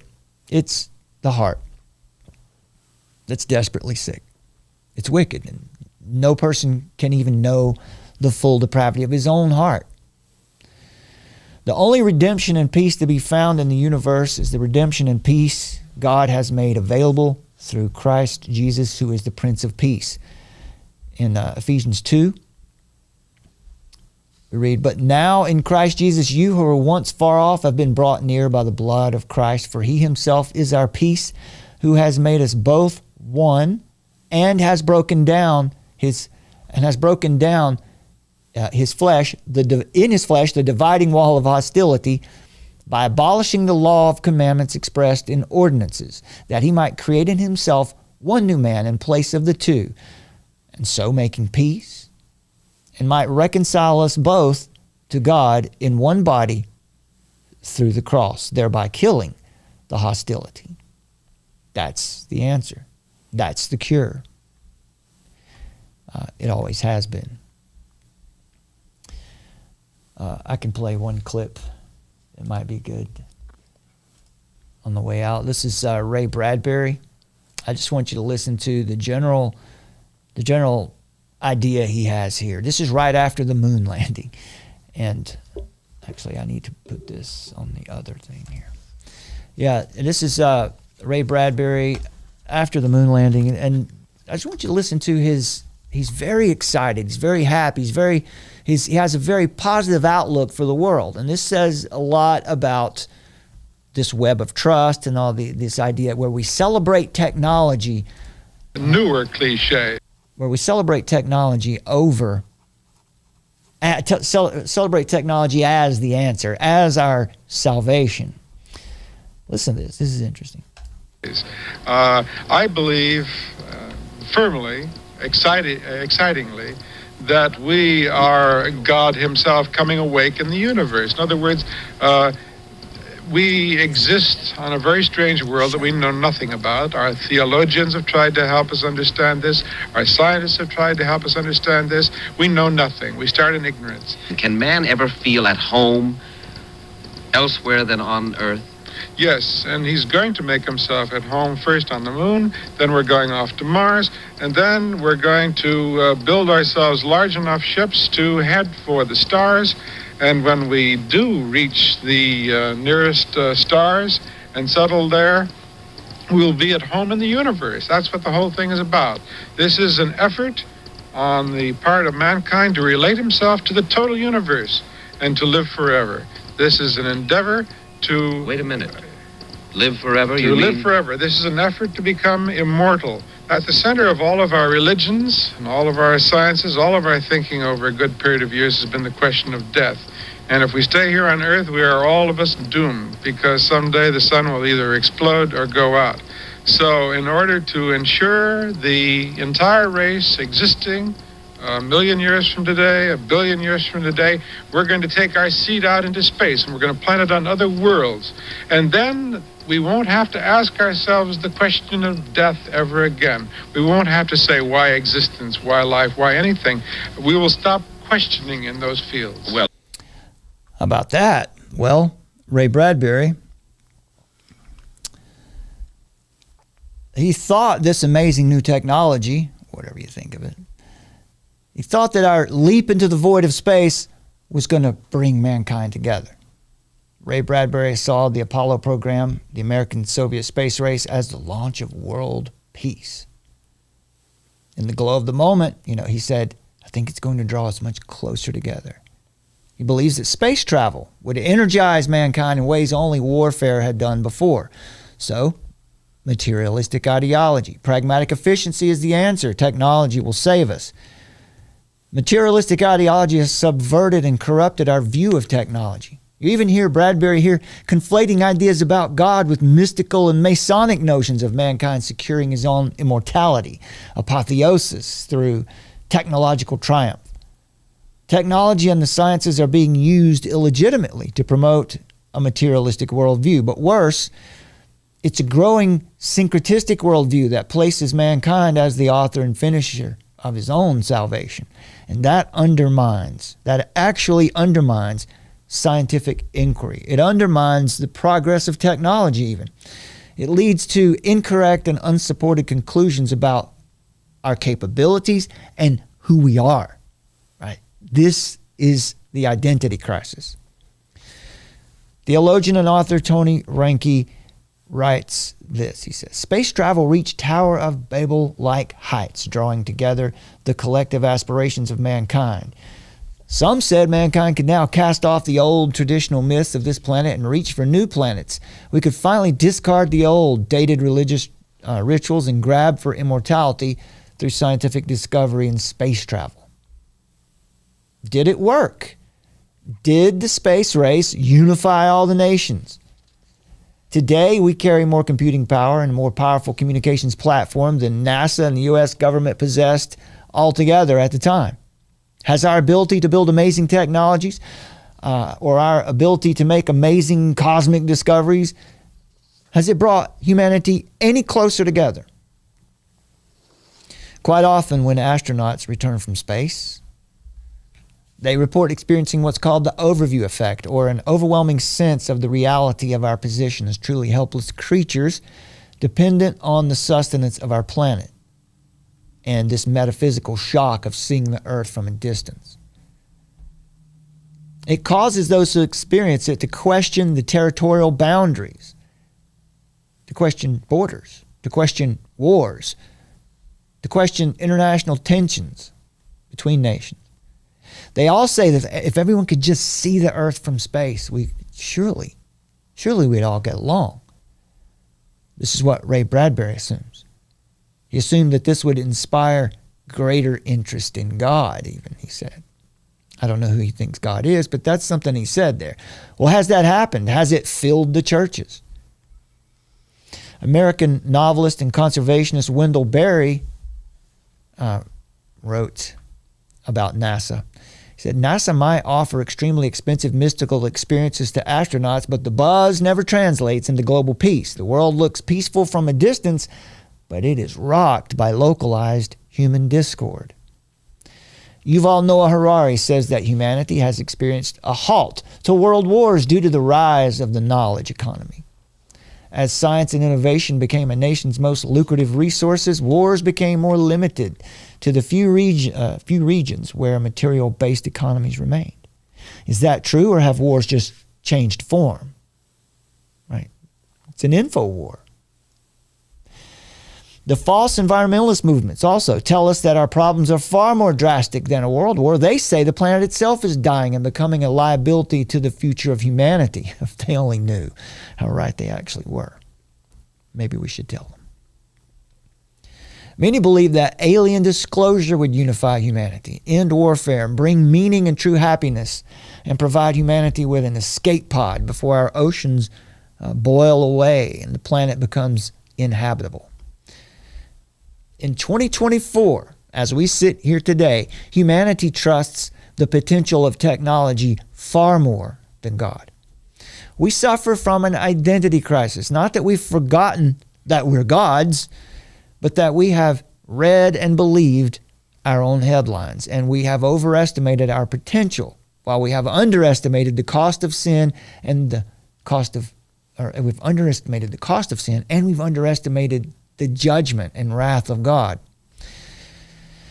According to a News Nation Decision Desk HQ poll, most Americans think the government is withholding information about aliens. 63%, more than 63% of those surveyed believe the U.S. government has more information about ETs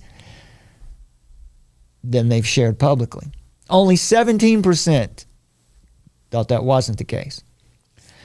That didn't matter if you were Republican or Democrat. There was almost no difference in the political spectrum. Younger respondents believed even harder, right? Ages of 18 to 34, it was nearly 70% think that aliens are visiting us and the government is hiding it. Elon Musk says all it would take to make the world a better place is for mankind to be a spacefaring civilization out among the stars. He says if you knew we were forever confined to Earth, that would be very sad. According to Musk's biographer, Mars is the comprehensive sweeping goal and unifying principle over everything he does. Musk and his disciples believe wholeheartedly in the building of a new ark, a SpaceX rocket that will take people to Mars. So is that an ark, or is that a tower into the heavens? If you remember, the ark is a faithful use of technology, and the tower was an unfaithful, rebellious use of technology. There's nothing wrong with technology, again, just so we're clear. But it has become a source of false hope and a false gospel of salvation from within ourselves. Apart from God, space travel launches us into bulging emptiness. This is what Tony Reinke said. The further we go into space, it just continues to expand at the speed of light. As we gaze through telescopes, we're met repeatedly with an endless horizon of large, unexplored, desolate rocks and orbs of gases. The deeper we peer into the blackness of outer space, the more we meet our aloneness and isolation. But mankind is very religious. And his faith is in those rocks hanging in the darkness, and the salvation to surely come from our gray extraterrestrial brothers, or the tall blonde Nordics from Venus, or the interdimensional light beings beaming love and light to humanity from across the cosmos. Or if we could only take the time to stop and meditate, we could have communion with the builders of those crafts that David Grush has never seen. Tony Reinke says we are surrounded by 100 billion to 2 trillion galaxies. We don't even know how many.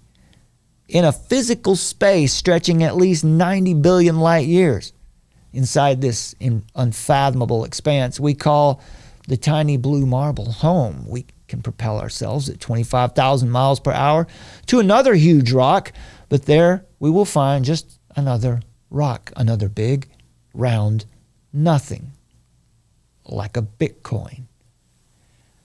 Another reminder of the desolation and the emptiness. To some, these new rocks are blank canvases for humanity to remake itself. But even with this longing for transcendence within us, and even in the ambition of space travel, all we find, the further we look, is more darkness. Human hearts grasp innovation to find hope for the future. We see this misplaced hope in the techno-optimist religion, in the delusions of Agenda 21 climate activists who believe that mankind could somehow avert God's wrath. We see it in the wide-eyed faces of alien disclosure buffs, and we also see it in Scripture. The infinite God of the universe is unimpeded by physical boundaries. And God is also our invincible Redeemer. He's both close to us and incontestable in heaven. God is so far out of the reach of mankind's collective rebellion that he is untouched by Babel's tower. He exists in unapproachable light that's undimmed, unaffected by technological advances in any age. And yet, he is also near. In fact, he is Emmanuel, God with us. Out of this technology, out of our knowledge of the sovereign, secure, gracious, and omnipresent God, we remain confident in the face of all human technology. In Psalm 20, David proclaims his conviction in verses 7 and 8. He says, "Some trust in chariots and some in horses, but we trust in the name of the Lord our God. They collapse and fall, but we rise and stand upright." Technology has become a religion rooted in an ever-deepening desire to control everything about our world and ourselves. Science unleashes new powers to destroy life and new dreams of becoming eternal beings. But for all its growing power, for all of its infinite progress, the gospel of technology directly opposes the gospel of Jesus Christ. For the Silicon Valley priests and their parishioners to reach the final eschatological hopes of their technology, they must shove Christ aside. As futurist, historian, and atheist homosexual, Yuval Noah Harari says, we don't need to wait for the second coming to overcome death. A couple of geeks in a lab can do it. If traditionally death was the specialty of priests and theologians, now the engineers of Silicon Valley are taking over. Unquote. Techno-optimist, transhumanist Ray Kurzweil says, one gospel replaces the other by overcoming death. Technology replaces Christianity as a matter of necessity because a primary role of traditional religion is rationalizing the tragedy of death as a good thing. That's a pretty weak and ignorant interpretation of Christianity. Kurzweil has confused Christianity with Islam, for one thing. Islam is the religion of death. With Christianity, you get the promise of eternal life. Christians understand death as our nemesis, as our tyranny, as our enemy that will be destroyed. 1 Corinthians 15:26. Death will one day be spoken about like a myth, but it won't be because of technology. As C.S. Lewis wrote, the transhumanists and the Silicon Valley technocrats for that matter, have not found an answer to death, only more fascinating diversions to distract man from his helpless state of mortality. Technologists say the savior of humanity will be humanity. We need no gods. What we need is engineers. We stand on the brink of self-redemption. With that belief, we come full circle and find ourselves standing again on Shiner's dry, fruitless plains at the peak of the Babylite movement as the self-made supermen prepare to storm heaven and usurp the needless God, rushing headlong towards, as Carl Trueman writes, Nietzsche's dream of a world where human beings are called to transcend themselves, to make their lives into works of art, to take the place of God as self-creators and the inventors, not the discoverers of meaning. We will all become Ubermensch, Superman, superior beings, self-invented, self-glorified, self-enthroned, self-immortalized, citizens of Babel. What's required for all of this technological process? What is the primary element of techno-optimism? It's faith.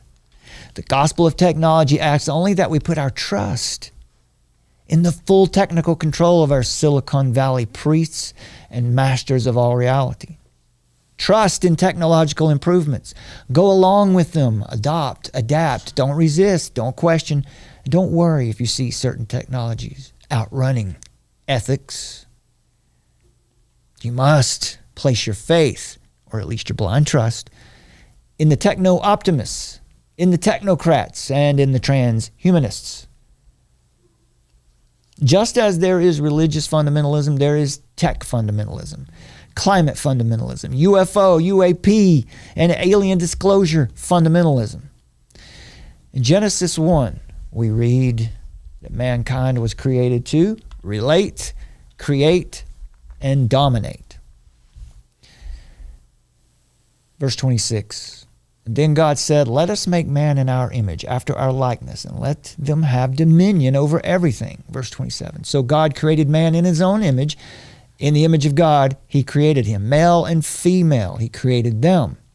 Verse 28, and God blessed them and said to them, be fruitful and multiply, create, and fill the earth and subdue it, dominate, and have dominion over the fish of the sea and over the birds of the heavens and over every living thing that moves on the earth. And it was so. And God saw everything that he had made, and behold, it was very good. Relate. He made us in his image. Create and dominate. God has given us dominion to do all of this according to his design and purpose. But that's not enough for man. When corruption entered the story in the garden, man's heart longed for knowledge and power through disobedience. Modern man has chosen to replace the God of transcendence with an invention, Deus ex machina, a God from the machine, a technological savior. Our machines will arise just at the right moment to redeem us, or so we're promised. This techno-gospel of self-evolution calls for an end to salvation in Jesus Christ. The doctrine of sin and depravity must go. Very early in the 20th century, Herman Bavinck saw this cultural trend coming. The idea we hear so commonly from our cultural leaders today that man is radically corrupt, must be saved by Christ, can never become holy and happy by his own power. That is the most demoralizing of all the articles of the Christian faith and ought to be opposed and eradicated with determined strength. That's the message from Silicon Valley. The gospel of post-human self-deliverance is the message from Silicon Valley. The holy city of the future is not Jerusalem, but Silicon Valley, or perhaps a city on Mars. Okay. Anything to add there? No, not at all. All right. So if you just note in all of these movements and all the things that they say, their appeal to well-being. That's what they're shooting for, ultimate well-being, the true, what they call the common good. But they never define for us what these terms mean. What is the common good? What is well-being? It's always assumed. It's human flourishing is obviously well-being. That's their assumption, right? But how do you arrive at that? And is it the case that everyone's going to flourish? How does their system play out? What do they do when everyone's not flourishing? They try to make everything equal. And in doing that, they take from some and give to the others. And then suddenly, they're God. They're the ones making the decisions for everyone. That's how it will always end up. It's inevitable. Right. And the ultimate goal is that they want to be God. They want to be the master over their own lives. And so that's just not going to end well. No, we've seen it. We've seen this one play out in the world for quite a while now. And we know how that ends up. So we're offering the alternative. We're offering the truth. And we ask you, share this video. Share these messages around as widely as you can. And check our new article out on Substack. Yeah, we've got a few out this week. Yeah, we put a couple out already, at least 3 so far. Mm-hmm. And take a moment to like this video if you would, my friends. It's free. It doesn't cost anything to do it. If you could, leave a comment. And if you haven't yet, please subscribe to the Armor of Truth channel and subscribe to our backup YouTube channel, True Normal TV. All right, but also download the Armor of Truth mobile app today. It is 100% free. You get live notifications and a direct link whenever and wherever we go live. You can get exclusive content, articles, reports, and resources, and extra podcast material. If you can support AOT financially, every donation or gift makes a difference. Use the AOT mobile app Give tab. Visit our website, armoroftruth.net/donate, or follow the links in the description under this video. If you can set up a recurring monthly donation to help us plan for the future, that is extremely helpful. So what are you waiting for? Download the Armor of Truth mobile app now. Again, my name's Brad, and I'm joined by my talented and precious wife, Summer. And together, we're Armor of Truth, and we're seeking a worldview revolution through God's revelation. Faith is resistance. All right. God bless you, my friends. Saturday. We'll see you next time. Bye, guys. Well, that's a rather interesting position coming from a man on a crusade against the evils of technology. I'm not against technology, Doctor. I'm against the men who deify it at the expense of human truth. Armor of Truth. Live. In the age of technocracy, scientism, and pop atheism, Faith is resistance.